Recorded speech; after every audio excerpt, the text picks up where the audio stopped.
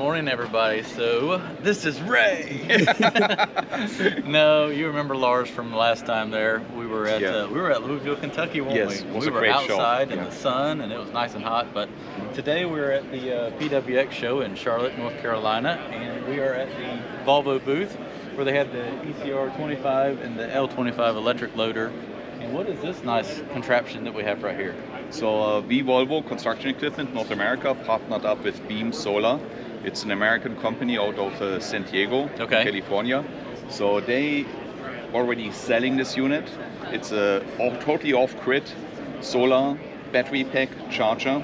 So it has two charging units, one left, right, to charge electric cars or our construction equipment. Again, it's off-grid, so it's only steel plates sitting on the ground. Totally movable, portable if you need it to. Yeah, it's semi-portable. If you have longer running job sites, bring it out there, and you can charge your equipment. You can run off a circular saw because it has an access panel up top. So you can charge your laptop, your cordless power tools, circular saws, any other electric equipment in the machines, and any other electric vehicle there. Okay, because like you mentioned, Volvo, they're focusing on going green. Everybody's, yes. and you're taking your initiative to try to get there before everybody else does. And that's what I wanted to highlight on this, because I think it is actually pretty cool that showing this off now that you actually have a way to charge, because everybody's like, well, you're just plugging it into the grid and you're using fossil fuels from somewhere else. Well, this is actually proven that you can pull this out. You can have this at your shop, your yard, or whatever, if you're a municipality, and have this set up where you're actually using the solar to charge it. Yes. Let's go check it out. So this is the solar panel, and then all the batteries are in here, correct? Yes, that's correct. So throughout the day, as this is sitting here charging, it's charging up all the batteries. You can take your machines out and go use those. And it's storing all the energy in there, correct? Yes. The batteries. Yeah. And then when you're done, you come back, plug your machines in, and they can use that power to charge overnight, correct? Yes, that's correct. And then, but you also said throughout the day, you can have whatever else you need plugged in and charging as well, correct? Yeah. Okay. Yeah. And again, this is portable. It doesn't need permits, to my knowledge. Okay. You only need a firm level ground to set the unit down. The solar array up top is actually following the sun. Oh, so it'll move around? Oh, wow. Yeah. Up there, the battery packs are inside, and the batteries are at 9 foot something. So it's also for disaster areas, the hurricane areas. Okay. So it can take 9 foot of flooding. And when the flooding is gone, there's emergency power supply available. The unit can be folded together. I call it origami it, and then be transported to another job site. I think it's a great unit. According to the specs, it also can withstand 120 miles per hour wind storm, only by itself, without being bolted, only sitting there by its own weight. I mean, obviously you're not going to move this to a job that's going to last a week. It's just not practical. No. So if you have a bigger project, or like I said, your main yard, where you can have this set up, and I like it that you're not plugging into the grid, so you actually know where your power is coming from. Yes, and the other thing is, let's say you have a yard, you want to get electric charging stations for electric cars, equipment. That's an easy setup because no trenching, cable wiring in the ground are needed, or additional power from the power utility company. So you simply place the unit on a parking slot somewhere, and you have an electric charging station, and you're good to go. Yeah. You said these take for a full charge 6 hours, correct? Yes, that's correct. So overnight, and then if you want to plug in at lunchtime and get like a little boost charge or whatever. Yes. We call it actually opportunity charging. Okay. So if there are breaks during the work cycles, plug it in, charge it. I started doing it with my cell phone. Don't wait until it's empty. Yeah. So each time I have a chance to charge, keep it charged off. Yeah. Correct. So say this machine was at like a landscape yard or something like that. Yes. So it's not getting used every hour, all day. It would be perfect for that. Yes. What kind of, I had a lot of people ask me last time, the battery life expectancy. How many charges do you figure that battery is supposed to get before it shows any, I guess, downward trend on how long it lasts? Yeah, I don't know because I don't have a 10-year-old machine out there. But engineering assumes, or our supply assumes, 2,000 to 2,500 charging cycles from empty to full. That's determining battery life. And 2,000, 2,500 charging cycles. So if the machine is charged 200, 250 times a year, Yep. it's 10 years. Yep. And then the batteries are not toast. So Yeah, you said once, it's not, the batteries, they never really die. They No. just lose their maximum efficiency. Yes. So you said once it gets down to like 80%. of the original capacity, then we believe it's time to replace the batteries. If someone's okay only running the machine half an hour a day, you can keep running the machine. Even at 80%, I mean, Yeah. this thing would run for, would do Yeah. everything they wanted to, like Yes, a yes. smoke yard or Yeah. something like that. Yeah. But then, what were you suggesting, like, to do with the batteries afterwards, instead of just, you said they're never actually wasted. Yeah, that's a very interesting thing we tend to forget about. The batteries have the first life in the machine application, same on electric vehicles, and then after they go bad or the capacity is reduced to 80%, we recommend to replace the batteries, and then they go into the second life. Okay. And the second life would be like in a solar array like here. Because or- you have so many that, Yeah. they're Yeah. still, you're getting a lot of power off, Yes. even 80% off of it. Yes. And then the other, like to say I get a solar array installed in my house, these would be the batteries which would be installed in my basement to store the electricity in my house. Okay. Yeah. And then first then, there probably is another 10 plus years life in the batteries. And then first then, they would be recycled. So I don't know where we would be at in 20, In 30 20 years. Yeah. The little batteries might Yeah. be that big that you plug in, Yeah. and it'll last forever. I mean, it's absolutely crazy. Come Yeah. back here and check out how the batteries, I think we kind of highlighted this a little bit, but we will, but what was it, 6 battery banks right here? That's where the So- motor would go. Now it's all batteries. So we have 6 battery packs in here. We use the same batteries in our ECR25, lithium ion batteries. We use round cell technology, so it's like a AA battery, a little bit different size. And we stack them together into one box, and then 3 boxes, I believe, is one brick. And then we have several bricks inside there. Okay. And each battery has a capacity of 6.6 kilowatt hours. So in total, I round up, it's 40 kilowatt hours on this one. Perfect. How many batteries does the mini excavator have? 3. 3. And Three, then I'm at 20 kilowatt hours Okay. capacity. And so for just right now, you just have these 2 machines, but then Yeah. are focusing into getting it into bigger machines. Yes. Hopefully. Oh yes, yes. We're already working on, it's announced we will bring in a 50,000 pound, 23 metric ton roller excavator into North America for testing in 2023. Okay. And then probably launch 1-2 years later the machine into the market, and they run off a 600 volt battery pack. That's a 48 volt, and crazy. with a 200 plus kilowatt hour battery capacity. Pretty much, you're saying that one's going to have the counterweight's going to be the Yeah. battery pack. Yes. One thing I want to mention also, the batteries are not like a lead acid battery, where you constantly have power on the poles.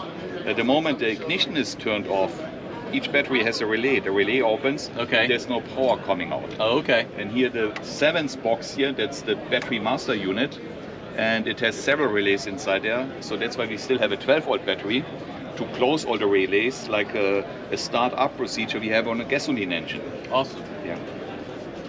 Well, that was kind of like my main focus that I wanted to address, was like, everybody's like, well, how long do the batteries last? And we never really covered that, and I just really wanted to kind Yes, of it's showcase a that question on- I'm getting a lot. I get usually 4 questions. Performance, runtime, charging time, Yep. lifetime of the batteries. Yep. And it's just like when we were able to, use these last year. It's like it's so quiet, and you don't have. It's nice. Yeah. You don't have to service anything back here as far as like oil changes and everything, because everything's electric motors, and they definitely do have their purpose. And I'm not allowed to, but I could start a machine up here, and no one would recognize it. Other than the beep it It makes would be when quiet. it starts up. Yep. Yeah. Because it's just like. Yeah. All it is just the sound the machine makes driving. So Yeah, it's yeah. actually pretty cool. Well, I definitely do like that right there. And how does would you like to explain how this works right here? Okay, we have the solar array up there feeding the batteries, or the electricity is being used to charge the machine. Yep. The solar array is of course providing DC, so the DC need to be inverted to AC current. Correct. And this is the standard electric vehicle charger. So this box here, the juice box, is one of the many suppliers for electric car charging. So pretty much, I'm not familiar with electric vehicles. Do they use like the same universal plug? So every vehicle would be able to plug into Yes. this? Okay. Beside Tesla has their proprietary system. Yeah. You're only going to pull up the R's. Yeah. But this is the standard. AC charging plug, Okay. which is used on electric cars like the Volt, the Ford Lightning, other electric vehicles. So that Ford Lightning over there, we could pull it over Yes. here and charge it. Actually, we had someone pulling over with his Tesla, using an adapter, charging his Tesla at one of the shows, like Really? the Louisville show last year. Yeah, They had a adapter there. Yeah. Look at them being all creative on Yeah. that. That's pretty cool. So that's a standard AC charging plug, and it and charges that's at all. level 2. Where does it plug in at? I will show you. 1 second. I let you do it. I'll do it. Here's Right in the there. receptacle. Just straight in there like that. Yeah. That's it. Then with the master switch on, we would push this button one time, Okay. close the door to prevent theft, lock it, and walk away, and let the machine And that's charge. all it is Yeah. to it. Now, is there like a? I Yes. see. Now that's flashing a different color. Yes. But Will it show like, pretty much like a meter on how charged it is? it will not show this one. Okay. But in our display, you will have a charge level, and it will display time to be fully charged. Okay. So say you've ran it down, it's going to be 2 hours till full Yes. charge. It'll Yeah. display that. Okay. And very important to point out, these are now 2 computers communicating to each other. Okay. It's not charging electric vehicles with an extension cord, so you need to have a charging cable, because the charging cable is communicating with the machine, creating a handshake Okay. to initiate charging. So if I plug it out again, so currently there's no power here, Okay. but the moment I plug it into the machine, It activates. and both machine and charging unit are communicating, then the charging starts being initiated, and then the amperage raises up slowly. Then we have a constant charge up to 80%, and then we have a slow charge for the remaining 20%. Okay. Trickle charge there, pretty much. Yes, yeah. Perfect. And then over the winter, the machine can be plugged in. As the battery capacity is going down a little bit, it starts charging again. So it'll automatically detect that it's, you haven't used this thing in a week Yeah. to give it a little boost. Yes. Keep everything top And notch. one thing to note, lithium-ion batteries, if you don't use the machine, let's say you park the machine for 3 months, the lithium-ion batteries are holding the charge very well. Okay. So engineering is assuming it will only drop like 1 or 2% per month. Really? So let's say you park the machine a whole year and don't use And it. it's never plugged in or Never or plugged touched. in. Okay. The lithium-ion batteries still have then 12% less. You will be at 90% capacity still on the After a batteries. year. Wow. Yeah. That's So not bad there. That's great. Yeah. It's a lot less than I thought it would be. Yeah, Yeah. exactly. You So believe people it- think it will discharge. No, they hold the charge it very holds its well. own there. Yeah. Good deal. Well, I greatly appreciate you going over that. That kind of helps sum up a lot of questions I think Yes. the viewers had as far as electric machines, and Yeah. it kind of gives them a better understanding of where Volvo is trying to go with it and what you're trying to accomplish in the end. Yes, and one comment I want to give, I read the comments you got.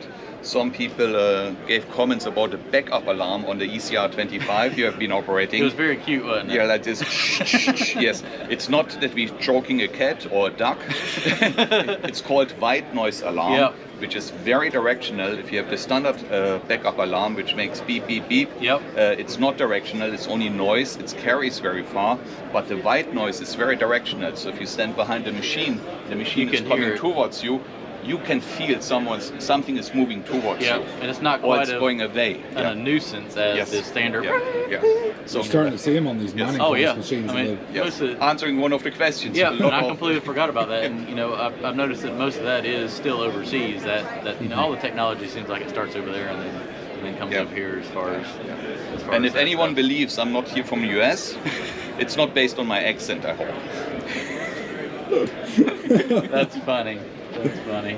Well, Lars, I greatly appreciate it, and hopefully everybody has a little bit better understanding. And if you do have any questions, he does read them, so feel free to post a comment, and Yep. we'll address it in the next video, hopefully. Thank you very Lars. much. I appreciate it. Thank you. Thank you. So I wanted to show off the front of the L25 loader. We kind of didn't really go over that other than all the electric, but this right here is the Holmes attachment. This is a broom attachment for the loader with the tank for washing, cleaning up after paving, doing any sort of work out in the road.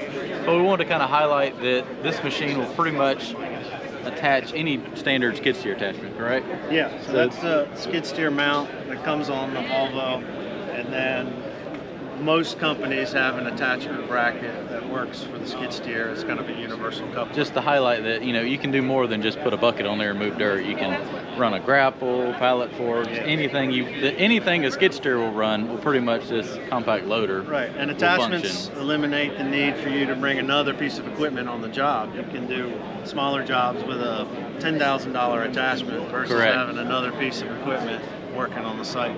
And it's got all the auxiliary attachments where you can. Right. If you this have one just needs an auxiliary circuit, so a third function. Yep. How many, I guess, attachment or ports do you have where you can plug in? Say you have an attachment that has 2 or 3 different functions. Yeah. So you can either have independent circuits from the main pump, or you can have diverter valves. So one of the solutions we have, if you have like a gutter brush, you would have a diverter valve that would temporarily. I had attachment one time that had 2 sets of hoses, but then you ended up using the buttons and it had the plug-in. So that just diverts flow from the main broom just to activate that side broom for when you need it. And then the water is activated through an electric pump. So there's a control line that comes down from the cab. So you can be sweeping and then you can hit that button and it'll cut on the sprayer and do all that. Absolutely. And it's all this hydraulic. Yeah. So everything can be changed so the from in the the cab. old school skid steer brackets had a big old lever on them. They never worked easy. And they would get out of true, and it was a pain. So most companies now have something like this, like the Volvo does, to activate the pins, and then safety indicators to make sure that they're engaged in the lock position. so you don't drop anything. So pretty much the only thing you have to do is get out of the cab is release your hoses. Yep. But if you're just moving forks or a bucket or something like that, you don't even have to get out. You just drive up there and hit the quick connect. That's right. And good to go. That's right. Making everything simple. That's the way we like it. And attachments just, they increase the return on your investment on these absolutely. machines. It's like you can take one machine and have. If you just have a bucket on this, you're missing out. Exactly. Unless that's what you only need to use. Oh, yeah, that's true. That's true. All right. Well, I greatly appreciate that. Sure thing. Thank you. Thank you. Well, Chris, I guess you've finally gone electric. I've got my calling here. So so it's this in the green area. This is new. This is the first or second time I've run that scenario. So. Okay. What you doing? I don't know. So the truck's going to come in. As the truck runs around, you stop it. All right. Go ahead and get a bucket of dirt. We'll swing over the cab, obviously. That truck's muddy. You should wash it, Kyle. We should wash that truck. You should wash that truck. All right, now you stop that one, position it. You look at your tons over here. You got 7 tons in it so far. You're in the yellow area, so that's going to cut down on your production efficiency score. So that's Chris, it's cleaner than your truck. I know. No, actually it's not. Look at. See, you made me get a half a bucket full, Danny. Well, we're going to have to start over now. Oh, yeah. Damn homeowner come over and ask me a question. Yeah. How long you going to be here? What'd you say, Mike?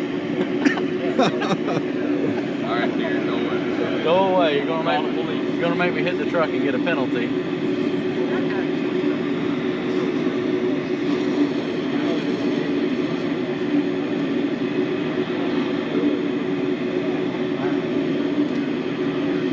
When am I supposed to stop? So 40 tons, so just one horn. All right, send that truck away, grab it. And then once we get to 80 tons. Oh, okay. Well, we're not going to do it with a half a bucket full. You can back up on the pile. Oh, you can actually move on the pile. That's impressive. Until we fall off the pile. Don't Yeah, fall until you off. fall off. This one's not as clear as the other one. You just run rocks. Once you're ready, you see already. Yeah, man. You know what I did notice? It's not rocking near as much as when he was on it this morning. You've done this once or twice.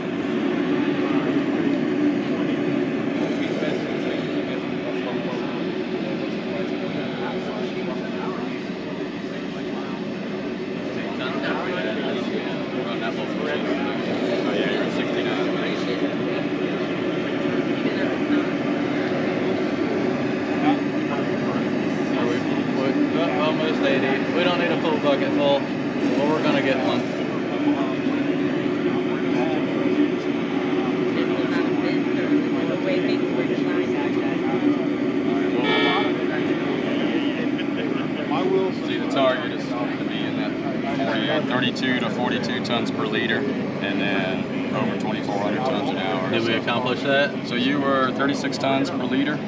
Okay. So tons of material, and then 214 or 2,014 tons per hour, which is rate, production rate. So I think we could do better on the other one now that we know what we're doing. Let's try it again. Alright, so there's your, you can walk a good ways back. All right, now you learned how to load a truck. We so. have learned how to load the truck, so we are good now. Waiting on the truck to get here. We got a slow truck driver waiting, burning up our time.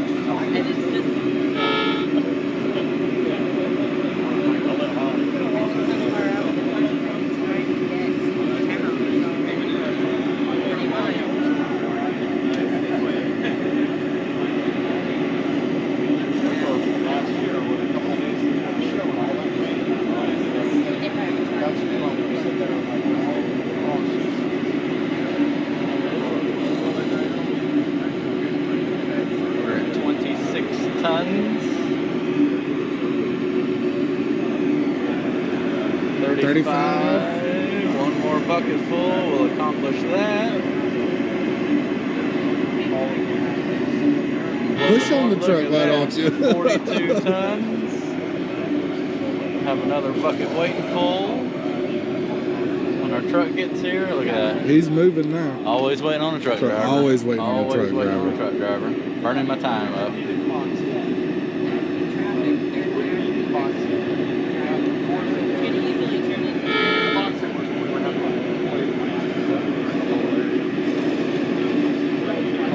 See that? I got a good full scoop on that one. What's really nice is the teeth never wear out. I know. Paint never wears off the bucket.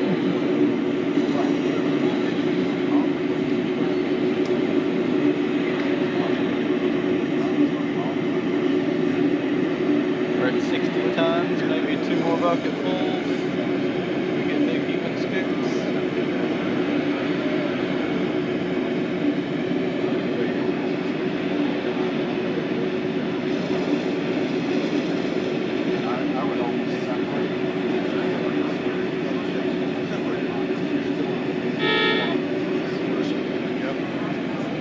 What was that, like 80 point something? Yeah. Look at that. Target. 41.8. We were burning a lot of fuel. We were getting her done. You're pretty on it. Hey, we got a little bit better. 22.74 an hour. Not too bad. Not too bad. How do you feel about the simulator? You said it feels weird to swing and not swing. You're watching yourself swing, but you don't feel the swing. That's very odd.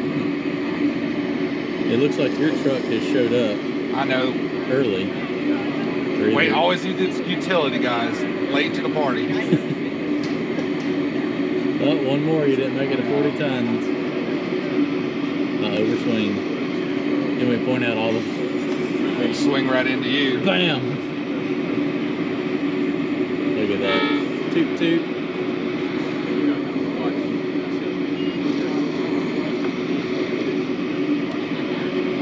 What's really cool is it has pretty much most of the other feelings of a regular track, It does, yeah. track machine.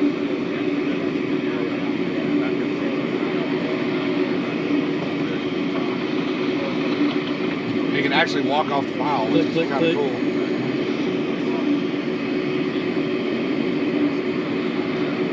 It'll make any bad operator look like a good operator.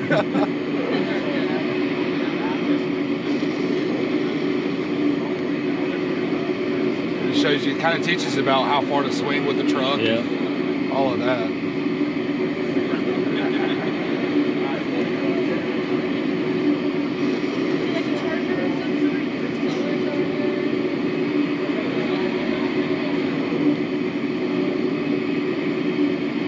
It must be spilling it over the side of the truck. I Must don't know be if you see up that. into the red zone now. Oh. Can't leave that hanging over there, can you? No, every load counts. One more.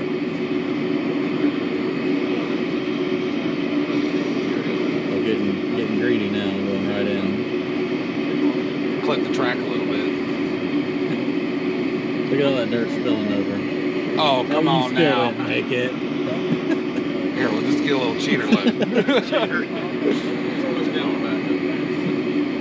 There you go. Just barely. Oh, So God. it even tells you here, you know, your target fuel efficiency.